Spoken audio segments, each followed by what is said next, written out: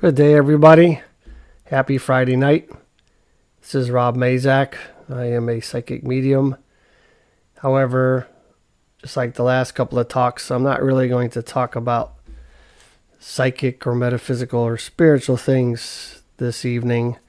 Just wanted to toss out a few thoughts about our healthcare system here in the United States and some things that center around that particular program. And the reason that it really kind of spurred me on to talk about this was because I had received a prescription for a medication for the asthma that I have. I'm in a study, and so they wanted to order me some Advair, which is like a little inhaler, a round one, with this a little bit different than the ones that you see people use a lot of times. Not so much a rescue inhaler, but one that is more for long-term support during the day. And I've been using it for a while, but I normally get my medication through the military system, so I never see any cost, what it costs, and it doesn't cost me anything to pick it up. And so anyway, this particular study group sent me to a regular civilian type pharmacy. We'll leave the name out just because I don't want to talk bad about an individual company, because it's really not necessarily their fault. However, it's a pretty common chain drugstore kind of place. And when I first went in there, I wanted to find out how much it would cost me with my copay. $10. Great. Okay, we'll do it. And so they didn't have it, and I was going to have to wait until the next day. And so they sent me an email the next day. Said my prescription is ready.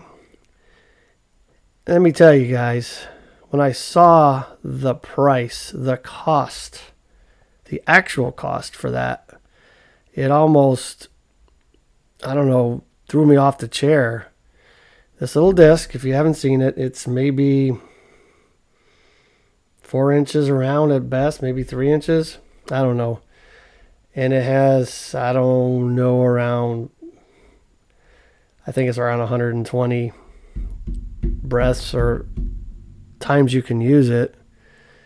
And the cost was $943 and some change.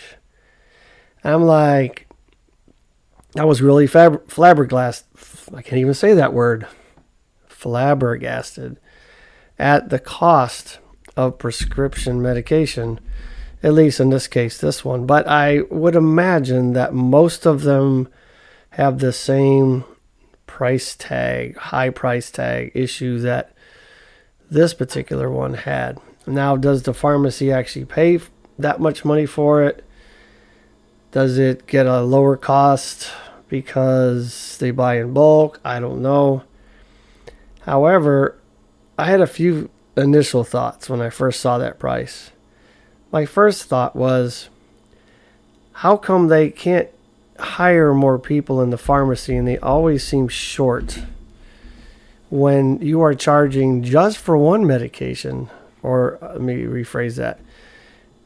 The price for that one medication is $943. Now, I don't know if the store gets that much of it or how much of it gets, but it must get a decent amount. And the other thought was, how can anybody truly afford to purchase medication? Now, I get it. When you have health insurance, you can pay less. And in my case, it was a lot less, $10. Not a bad deal, right? Thanks for the 20 years of serving in active duty military. This is why it's so much cheaper for me. But other insurance companies don't cover nearly that much. A lot of them do like 80-20, so you can do the math. I'm sure, that my percentage was really, really low. So I'm sure somebody would have to pay, I don't know, $50, $60 for that one particular medication to copay. I'm just guessing, taking a wild guess based on what some people have told me. And I think back to, or think ahead to those seniors. You know, I'm getting there myself. I'm 63. You know, and someday I will have to retire, I guess, and live off of Social Security, I suppose, and, you know, my investments and I had VA disability, but really it won't be a lot of money in it, you know. And imagine what would happen if somebody in that situation, simply living on Social Security and maybe a little bit more because they invested wisely or whatever, and trying to pay for medications. Even with Medicare, I'm sure that there's copays. My other family members have Medicare, and they still have to pay copays and things like that. And I can't speak expertly on Medicare, but I think you get the point. When we are getting to our golden years, as they say, it really seems to be harder and harder or to imagine anybody actually being able to stay well. And so let's back off of the cost and the price for a moment. Now, Western medicine is a very interesting phenomenon, I would say.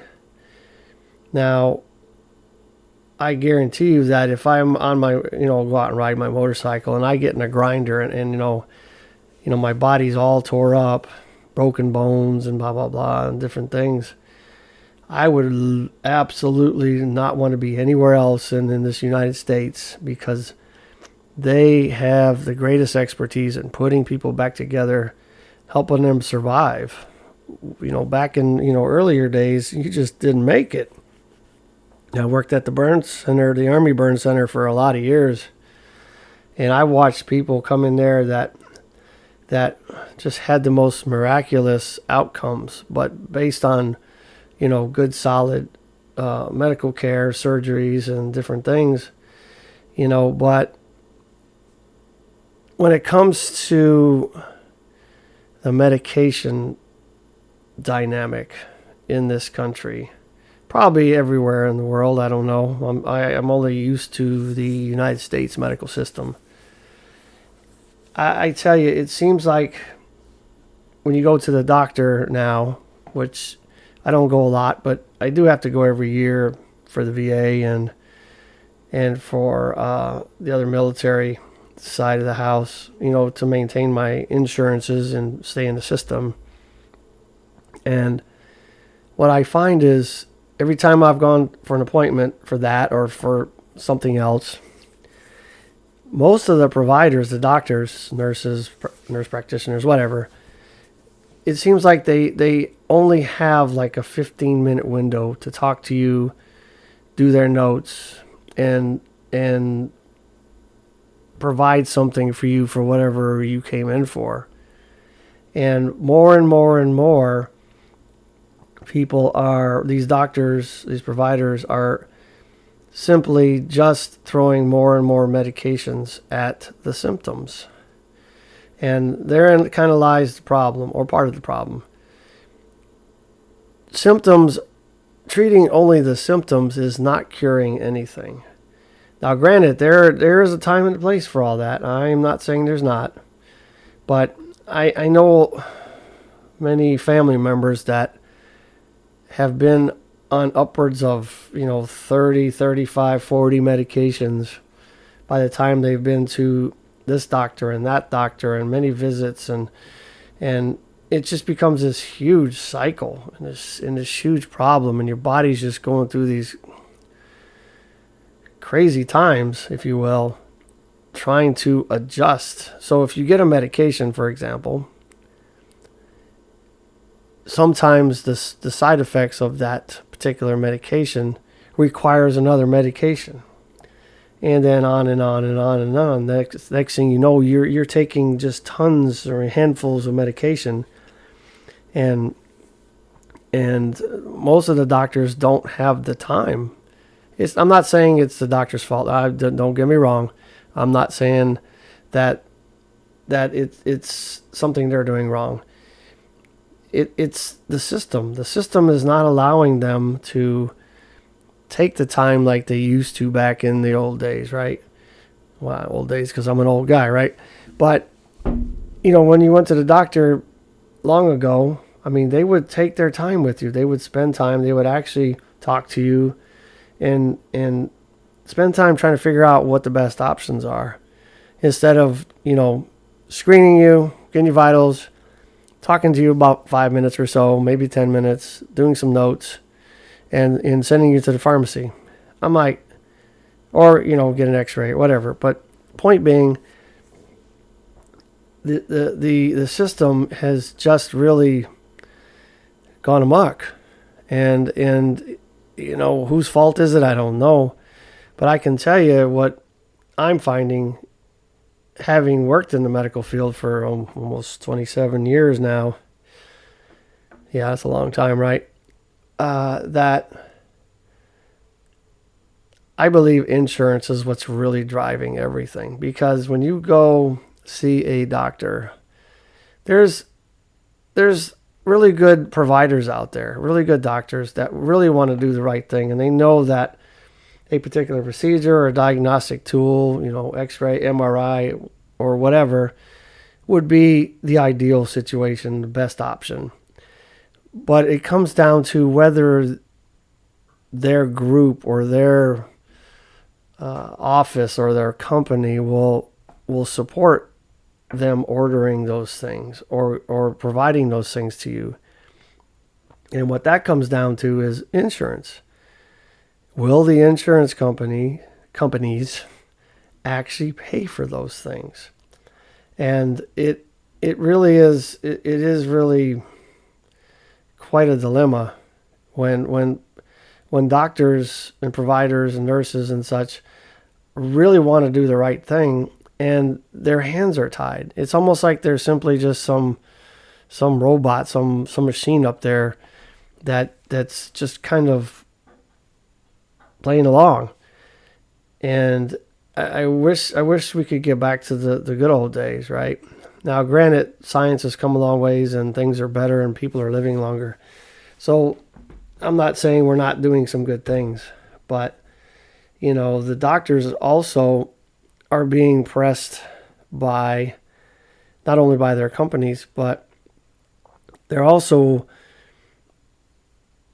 by the pharmaceutical companies as well, because they'll come in and they'll entice a lot of these groups and these companies and these providers with great amounts of money, incentives for using their particular product.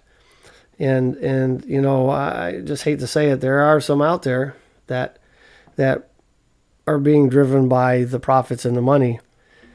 And not all of them. Don't get me wrong. I'm not saying everybody out there is bad. I'm not saying that.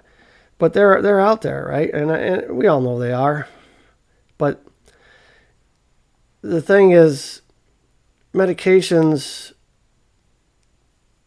that are given and given and given without any real investigation as to whether they're interacting with each other or causing or compounding more problems or even creating a bigger problem than what you came in for, it is a problem, right? And so these days, I would encourage anybody and everybody out there that's taking medications to do their own research.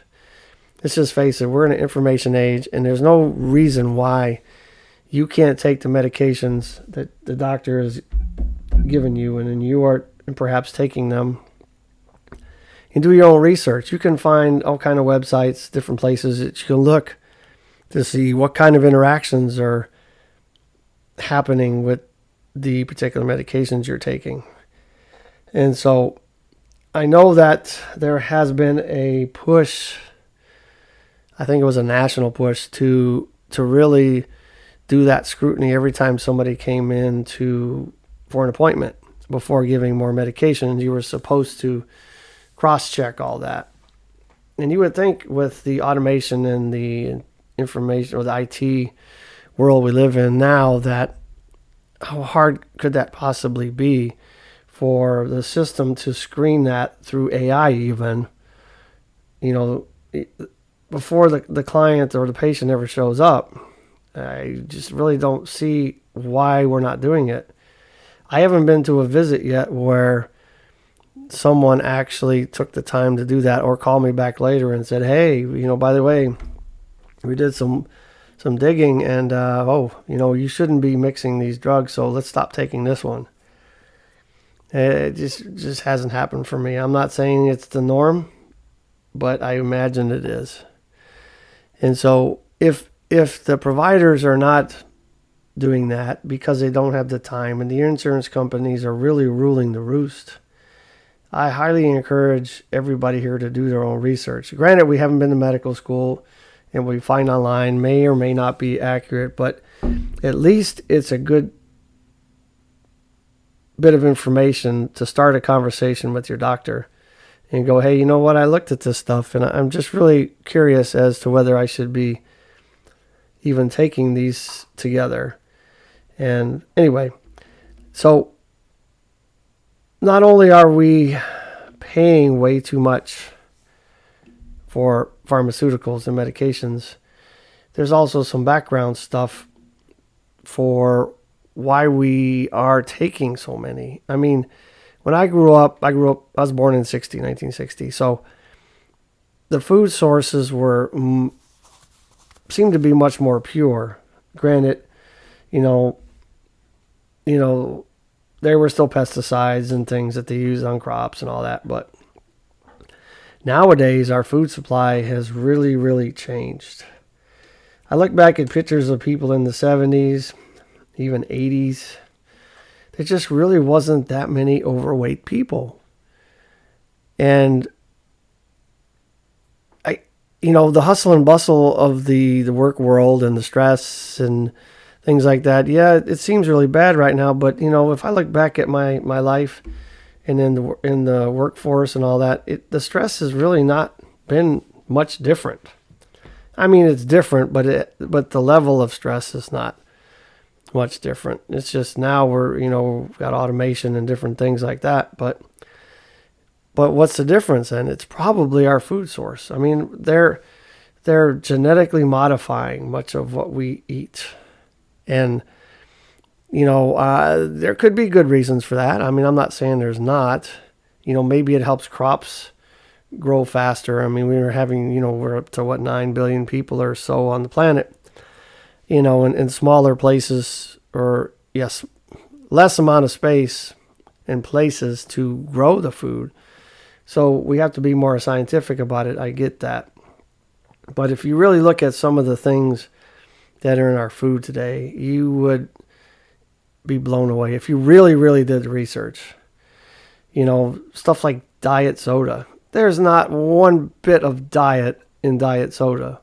The amount of sodium and fake sugar that's in there. Fake sugar, if you do your research, oh my gosh, it's you might as well be a hardcore alcoholic, because at least you can have a binge and get over it. But apparently, through the science, don't quote me on all this, because I can understand stuff when I read it, but I can't always repeat it. But when I did the research, fake sugar does some really, really bad stuff to the body, and you wonder why, that people that drink diet soda thinking that they're doing a good thing are really just getting bigger and bigger, and fatter.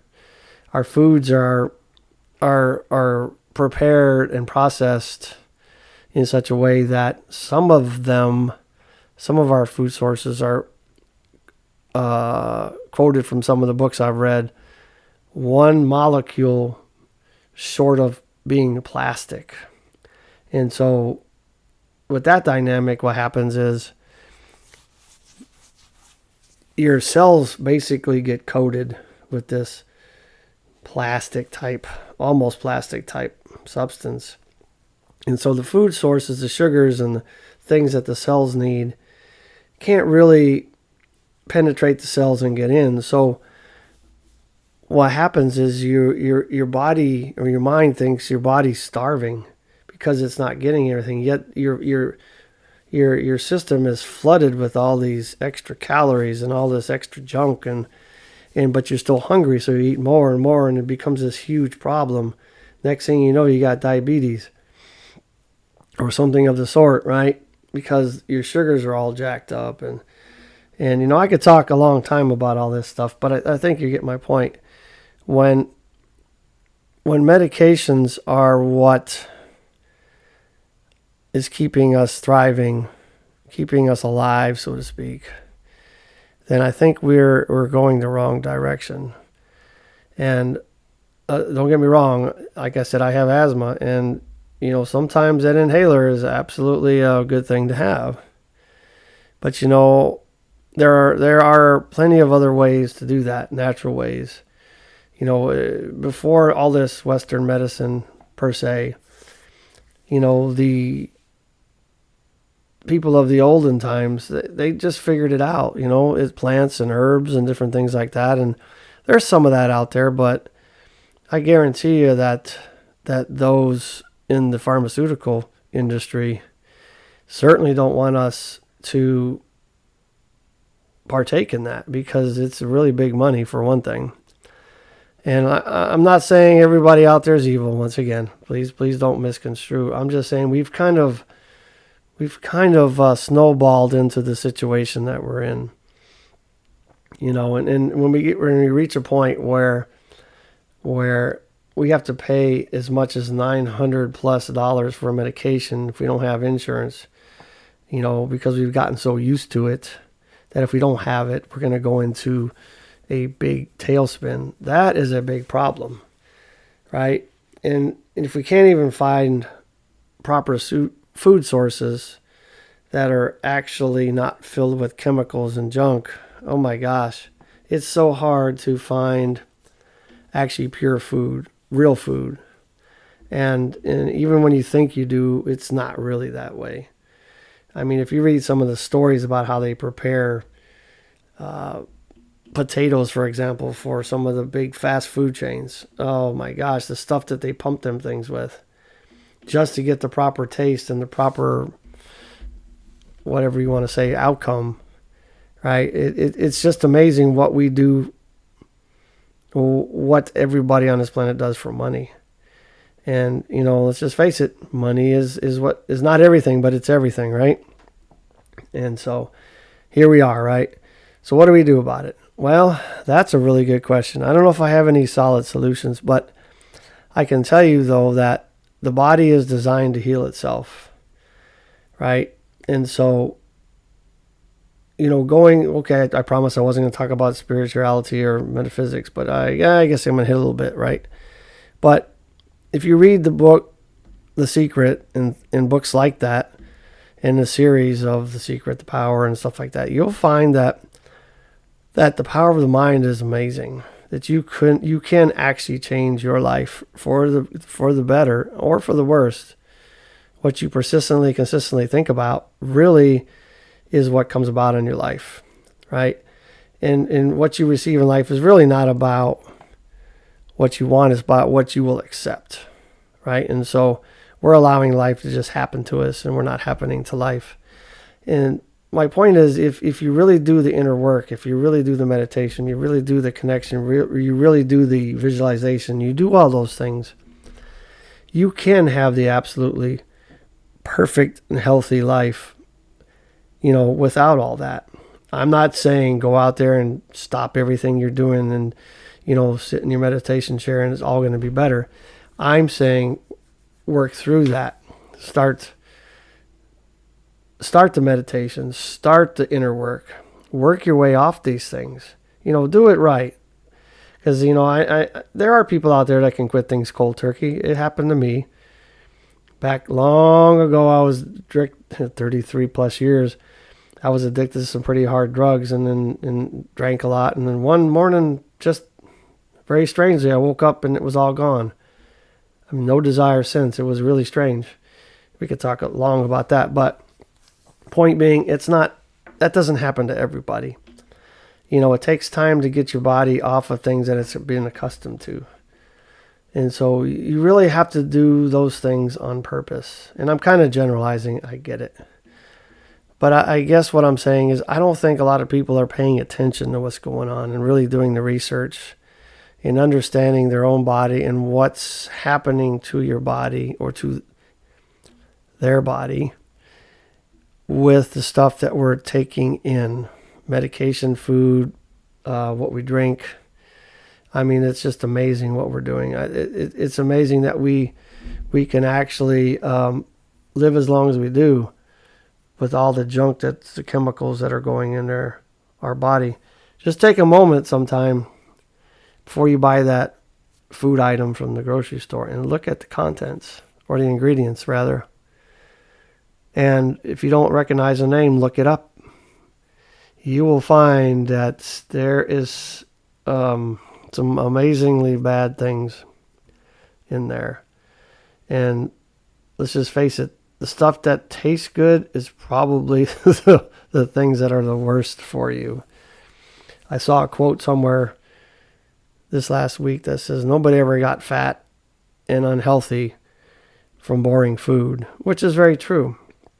Right? We've all got hooked on the sodium, the salt, the sugars, the on and on, right? Everything we have, everything that's processed out there is full of salt, full of sugars, everything it has that. And then some, right? So I'm not going to go into all those details. That's not exactly what I was going with today. But we started with the price of pharmaceuticals and we kind of spiraled into a different conversation. But the pharmaceuticals and the medications are good, but they don't have to be a life sentence. Remember that. Just because you're taking them doesn't mean you should have to take them your whole life. You can get off of those things. I know people that have stopped every single medication they've ever had, and over time, but it's possible. And imagine living a much cleaner life, right? Less soda, less coffee. Coffee's my thing, but less coffee. Little alcohol, if any at all. And actually real food, and as little medication as you can get by with. Imagine what your life could be if you just kind of cleaned everything up and lived a little more on purpose instead of grabbing that 99-cent heart attack, from your local fast food place because you're in a hurry, right? It takes planning, it takes practice, it takes work, right? And you will notice too that most foods that are quote unquote good for you or natural or more wholesome is going to cost you more. And that's just the bottom line. The stuff that's bad for you, you can afford that. But can you really afford that? Is your health worth cheating the system, so to speak, right? And, anyway, I will digress. But, let's live a little bit more on purpose, people. Let's pay attention to what's going on, what we're putting in our body, what we're doing to our body, and what we can do to change it. So anyway, I will end here. I hope to see you again. You'll hear from me again. Come visit me. www.lifebymazak.com. LIFEBYMAZAK.com. Talk to you soon.